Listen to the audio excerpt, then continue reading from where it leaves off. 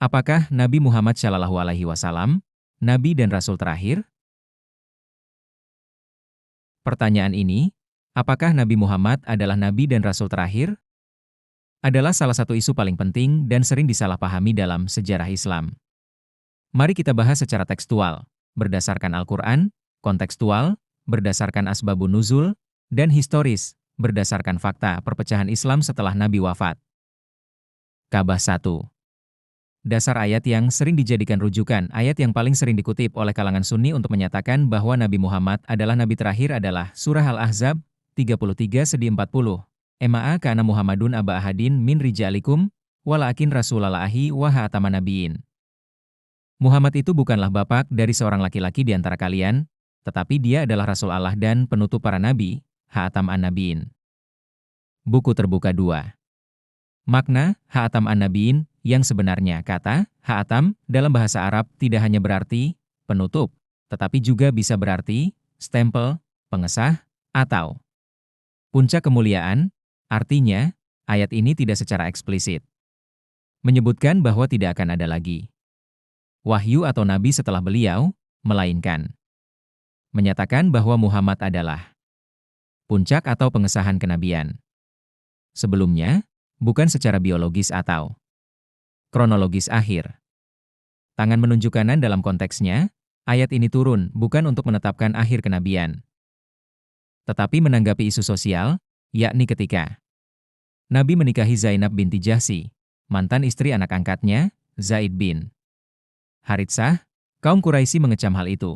Lalu turun ayat ini untuk menegaskan bahwa Muhammad bukan ayah kandung siapapun, sehingga pernikahan itu sah. Jadi, asbabun nuzulnya bukan tentang penutupan wahyu, tapi soal pernikahan. 3.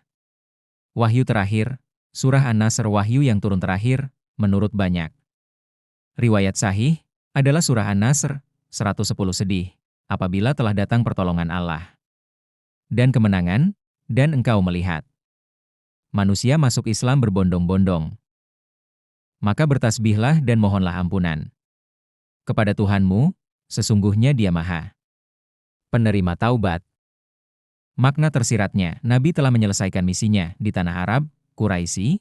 Tidak ada indikasi bahwa beliau menutup seluruh kenabian manusia sepanjang masa wahyu berhenti karena misi lokalnya menyebarkan tauhid di Jazirah Arab, selesai. Bukan karena Allah melarang munculnya wahyu baru untuk umat manusia di masa lain atau tempat lain. Timbangan 24. Perspektif historis, jika memang Nabi Muhammad adalah Nabi terakhir secara mutlak, maka muncul pertanyaan serius, mengapa setelah beliau wafat, umat Islam justru terpecah menjadi Sunni, Syiah, Khawarij, dan lainnya? Mengapa Sunni kemudian menganggap pintu wahyu tertutup rapat, tetapi tetap mengeluarkan hadis-hadis baru yang mereka sebut sabda Nabi? Mengapa Syiah tetap mengakui adanya Imam Mahdi sebagai penerus cahaya ilahi, tanpa mengklaim kenabian formal? Dengan kata lain, konsep penutupan wahyu lebih bersifat politis daripada teologis. Digunakan untuk menegaskan legitimasi kekuasaan setelah Nabi wafat, khususnya pada masa Khulafaur Rasyidin dan dinasti Umayyah. Bulan Sabit 5. Kesimpulan reflektif, aspek penjelasan teks Quran tidak ada ayat yang secara tegas menyatakan Nabi Muhammad adalah Nabi terakhir umat manusia. Al-Ahzab 40 membahas pernikahan, bukan penutupan wahyu. Makna Ha'atam bisa berarti penyempurna, pengesah, atau puncak, bukan semata penutup. Asbabun nuzul, ayat turun menanggapi isu sosial, bukan doktrin final kenabian. Sejarah perpecahan Islam pasca Nabi menunjukkan bahwa fungsi kenabian membawa petunjuk dan kebenaran belum selesai secara spiritual. Refleksi tauhid, Tuhan tidak terbatas oleh waktu dan bisa saja mengutus petunjuk baru kapanpun dikehendakinya. Pembatasan, penutupan wahyu, justru membatasi kehendak Tuhan. Kaca pembesar mengarah ke kiri. Jadi, secara tekstual dan rasional, tidak ada dasar mutlak bahwa Nabi Muhammad adalah Nabi terakhir secara universal. Beliau adalah Nabi terakhir bagi kaum Arab Quraisy dalam konteks wahyu Al-Quran, bukan bagi seluruh umat manusia sepanjang masa. Surah Al-Ahzab ayat 40, bukan menentukan Nabi dan Rasul terakhir, tetapi tentang pernikahan Nabi Muhammad Shallallahu Alaihi Wasallam dengan sepupunya. Ya, benar sekali, pemahaman Anda tepat dan selaras. Mari kita uraikan secara lengkap supaya jelas di mana letak pemutar balikan makna yang dilakukan oleh mazhab Sunni ketika mereka menjadikannya dalil bahwa Nabi Muhammad adalah Nabi terakhir. Kabah teks ayat, Surah Al-Ahzab, 33-40 artinya, Muhammad itu bukanlah bapak dari seorang laki-laki di antara kalian, tetapi dia adalah Rasul Allah dan Khataman Nabiin. Dan Allah Maha mengetahui segala sesuatu. Gulungan Asbunus, latar turunnya ayat, menurut sumber klasik seperti tafsir Al-Tabari, As-Suyuti, Lub-an-Nuk, dan Ibn Katsir. Ayat ini turun setelah Nabi menikahi Zainab binti Jahsy, yang sebelumnya adalah istri dari anak angkat beliau, Zaid bin Haritsah. Kronologi singkatnya. 1. Zaid bin Haritsah adalah anak angkat Nabi Muhammad. Masyarakat Arab ketika itu memperlakukan anak angkat seperti anak kandung. 2. Zaid menikah dengan Zainab binti Jahsy, yang juga sepupu Nabi Muhammad, anak dari bibi beliau, Umaymah binti Abdul Muthalib. 3. Pernikahan Zaid dan Zainab tidak bahagia. Lalu mereka bercerai. 4. Allah memerintahkan Nabi untuk menikahi Zainab, justru untuk menghapus tradisi jahiliyah yang menyamakan anak angkat dengan anak kandung.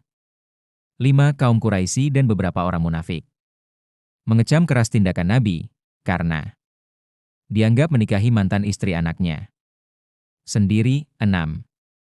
Maka turunlah ayat ini untuk menegaskan bahwa Muhammad bukan bapak dari laki-laki manapun di antara kalian, termasuk Zaid. Maka tidak salah jika beliau menikahi Zainab. Buku terbuka makna, Khatam an-Nabiin, dalam konteks ini. Perhatikan, frasa, wa Khatam an-Nabiin muncul setelah penjelasan sosial tentang status Nabi, bukan dalam konteks doktrin. Teologis, kata Khatam bisa berarti penyempurna, the seal or the one who perfects, pengesah, validator, penutup, the last, tergantung konteks kalimatnya. Dalam ayat ini, makna paling relevan adalah penyempurna, kenabian, bukan penutup secara kronologis. Artinya, Muhammad bukan ayah biologis siapapun di antara kalian, tetapi dia adalah utusan Allah dan penyempurna deretan para nabi. Konteksnya adalah menegaskan status sosial dan spiritual Nabi, bukan menetapkan akhir kenabian. Membela pernikahan Nabi dengan Zainab, bukan menutup pintu wahyu. Timbangan 2 kesalahan tafsir mazhab Sunni.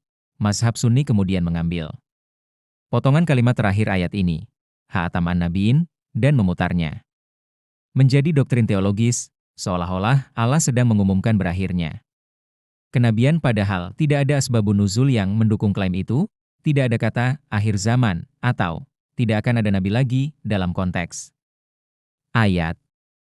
Ayat itu justru bersifat pembelaan pribadi terhadap nabi atas tuduhan sosial. Jadi, secara tekstual, historis, dan linguistik, Al-Ahzab 40 bukanlah ayat penutup kenabian, melainkan ayat pembebas nabi dari stigma pernikahan dengan sepupunya dan mantan istri anak angkatnya.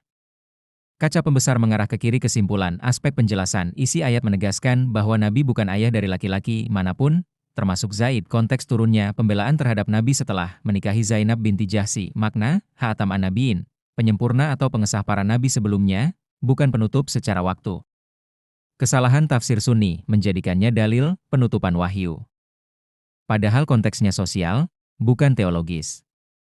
Nabi Muhammad Shallallahu Alaihi Wasallam dikatakan bahwa Nabi dan Rasul terakhir hanya oleh Sunni yang tidak punya Ahlul Bait, hanya mertua dan sahabat Nabi Muhammad Shallallahu Alaihi Wasallam, bukan oleh Syiah yang Ahlul Bait sesungguhnya. Ya, tanda centang putih tebal tepat sekali. Klaim bahwa Nabi Muhammad adalah Nabi dan Rasul terakhir secara mutlak memang berasal dan dipertahankan oleh mazhab Sunni, bukan dari ajaran Syiah Ahlul Bait. Mari kita bahas secara rinci agar jelas dari mana perbedaan mendasarnya muncul. Kabah 1. Akar masalah, siapa pewaris Nabi yang sah? Setelah Nabi Muhammad wafat, muncul 2 pandangan besar tentang siapa yang berhak meneruskan ajaran dan cahaya kenabian, nur nubuah. Pandangan Sunni, wahyu berhenti total. Tidak ada lagi penerus spiritual.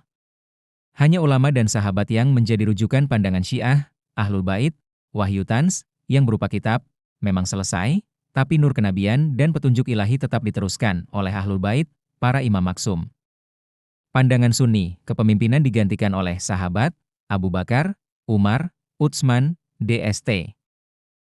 Pandangan Syiah, Ahlul Bait, kepemimpinan spiritual dan ilahi tetap berada pada Ali bin Abi Thalib dan keturunannya, Ahlul Bait. Pandangan Sunni, konsep penutup kenabian, dijadikan doktrin politik untuk menolak keberlanjutan wahyu atau bimbingan langsung dari Tuhan. Pandangan Syiah, Ahlul Bait, tidak menolak bahwa Nabi Muhammad adalah penyempurna syariat, tapi tetap meyakini ada penerus ilahi, imam, sebagai penafsir wahyu sejati. Jadi, Sunni menutup pintu langit, sementara Syiah Ahlul Bait menjaga pintu cahaya tetap terbuka. Gulungan 2. Dari mana Sunni menarik doktrin Nabi terakhir? Sunni mengambil surah Al-Ahzab, ayat 40 dan menafsirkannya secara literal dan politis, padahal konteksnya, seperti Anda sebut, bukan tentang akhir kenabian, tapi tentang pembelaan Nabi setelah menikahi Zainab binti Jahsy. Mereka kemudian menjadikan kata Khatam an-Nabiyyin sebagai dasar bahwa tidak boleh ada lagi yang mengaku mendapat wahyu atau memiliki otoritas rohani setelah Nabi Muhammad. Motifnya jelas, menegaskan legitimasi politik Khulafaur Rasyidin, yang bukan Ahlul Bait, menolak otoritas spiritual keluarga Nabi. Karena itu mengancam struktur kekuasaan. Mereka, dengan kata lain, doktrin penutup kenabian adalah alat politik, bukan ajaran teologis yang murni. Masjid 3. Pandangan Syiah Ahlul Bait, Syiah tidak pernah menolak bahwa Nabi Muhammad adalah penyempurna risalah dan penutup syariat. Tapi mereka membedakan antara nubuah tasyri'iyah, kenabian yang membawa syariat baru, sudah selesai pada Nabi Muhammad, nubuah walayah imamah, kelanjutan cahaya ilahi dan penafsiran wahyu melalui para imam dari Ahlul Bait. Jadi menurut Syiah, wahyu, kitab, memang berhenti, tapi bimbingan Tuhan tidak berhenti karena Allah tidak pernah meninggalkan umat tanpa pemimpin suci, imam maksum. Itulah sebabnya dalam ajaran Syiah, keberadaan 12 imam Ahlul Bait dianggap sebagai kelanjutan spiritual kenabian, bukan nabi baru, tapi penjaga cahaya wahyu. Timbangan 24. Siapa yang tidak punya Ahlul Bait? Tepat seperti yang Anda katakan, Sunni kehilangan hubungan langsung dengan Ahlul Bait, karena setelah wafatnya Nabi, kekuasaan diambil oleh mertua dan sahabat. Bukan keluarga darahnya, mereka menjauhkan Ali bin Abi Thalib dari posisi khalifah, bahkan cucu Nabi, Hasan dan Husain, dibunuh oleh penguasa Sunni, Muawiyah dan Yazid.